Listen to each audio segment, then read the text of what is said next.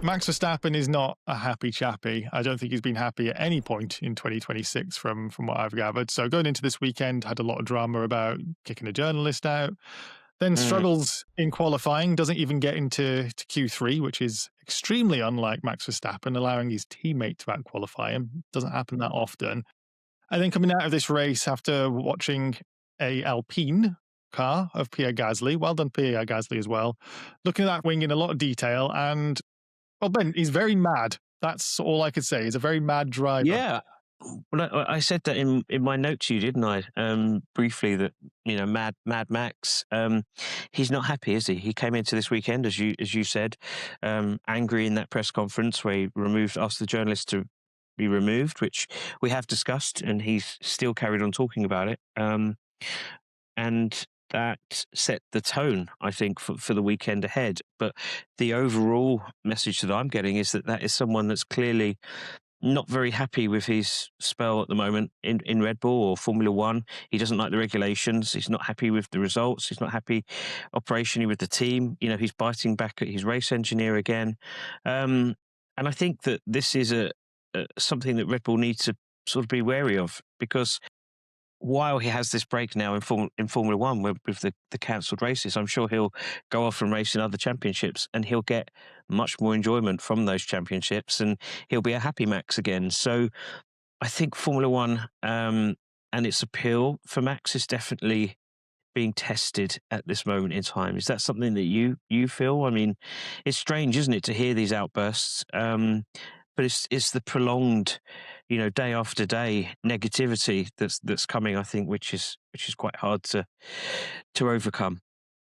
It's it's un it's not too surprising to hear Max unhappy when he's not at the front, and that's not in a sense of Max is a sore loser, and that's not what I'm trying to get at before there's any unhappiness. But Max is a winner, like by default. Like he's won so much, and he's not there just to fill the 22 driver entry list to be another name on it. And with all due Mm. respect to them, an O'Connor or Gasly who are extending their career and may, if they hit the right car, get a World Drivers' Championship potential winning car.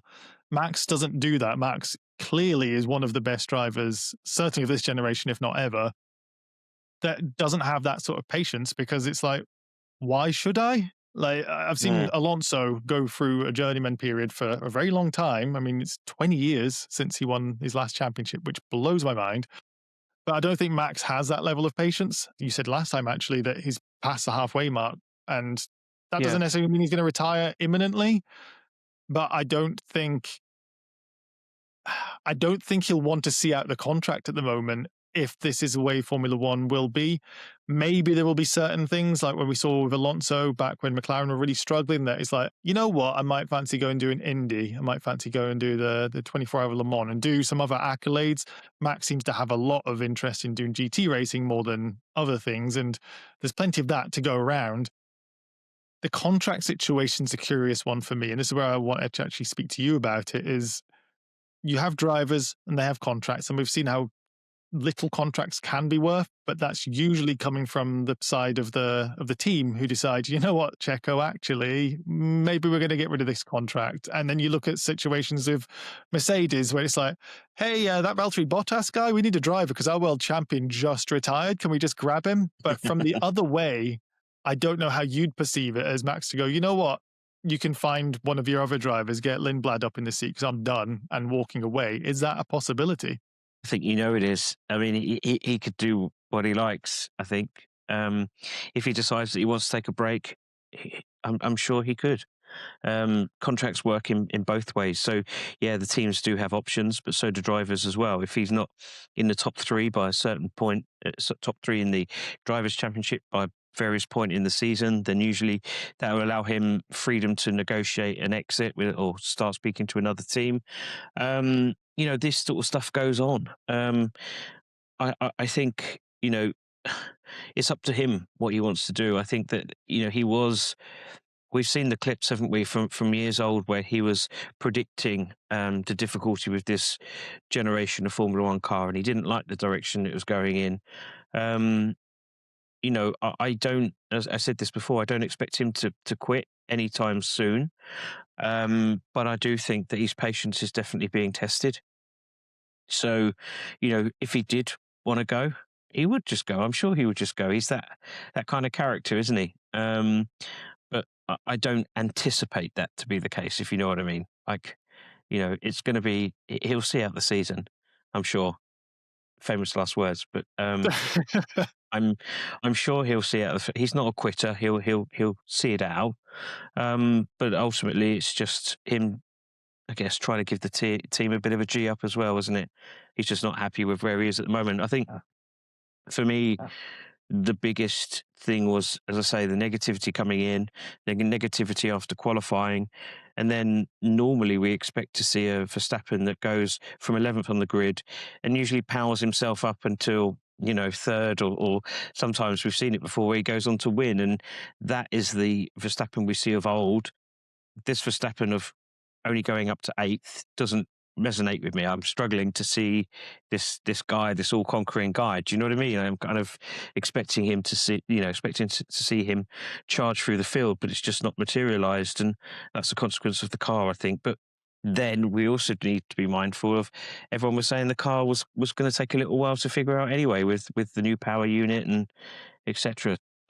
Look, it's a tricky one, isn't it? It's a tricky one. It's not helped when his father comes out and says, Max is getting a bit frustrated with Formula One. We know that. It's quite obvious. I don't know. Look, it creates talking points and interest, but I repeat, I think he's going to hang around for this year, and who knows what happens next year. It depends on where we are at this halfway stage.